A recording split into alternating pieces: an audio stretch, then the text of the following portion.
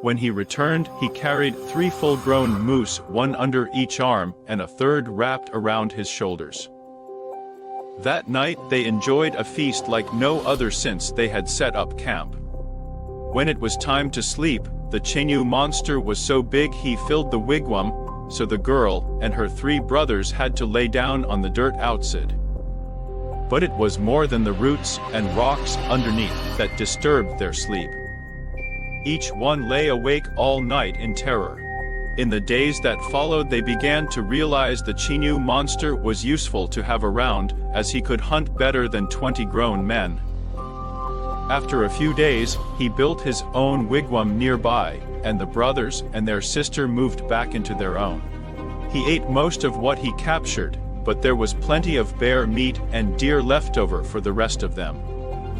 And the pile of skins they had been saving for trading grew and grew so high that before long they began to worry it would take many trips to transport it all in their canoe. They stopped worrying that he would eat them, though the chances of dying by accident were quite high since he swung trees around like kindling.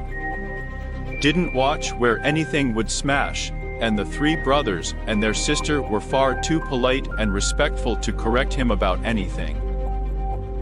Eventually, the winter days warmed into spring. One day the girl said, "Grandfather, soon it will be time for us to return to our village." "I would like to come with you," said the Chenoo monster. "But your people would scream if they saw me. I need your help."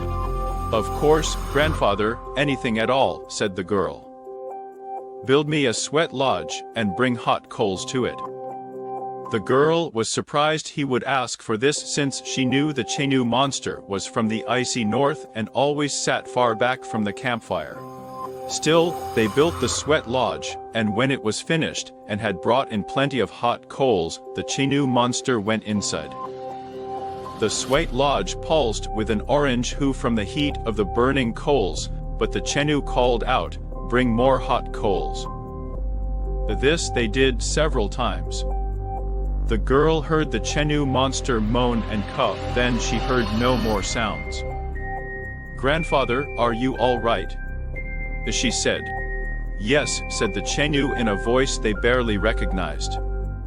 "Bring more coals." So they brought more hot coals to the sweat lodge, and stood a great distance away, as it was searing with heat.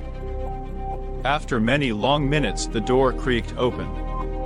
Out stepped what must have been the Chenoo monster, yet seemed much more like a normal, very old human man hunched over and wrinkled, with a white beard that reached to his knees. His wounds had healed, his teeth no longer grinned wildly all the time. The expression on his face seemed gentle. He leaned over and coughed, and out came a piece of ice in the shape of a man. The girl knew what this must be.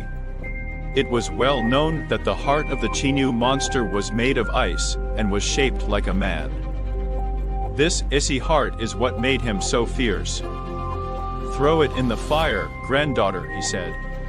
And she picked it up, and threw it into the campfire, but it was so fiercely cold that it put out all the flames. So she restarted the fire, and her brothers chopped the icy heart into fragments with a hatchet until, bit by bit, they finally melted it. The man who used to be the Chenoo monster then smiled. "Let's go," he said. So they hauled their piles of bear and deer skins and baskets brimming with dried meat back to their village, where they traded the skins for whatever they wanted and shared the dried meat with everyone. And they all lived happily together for many years.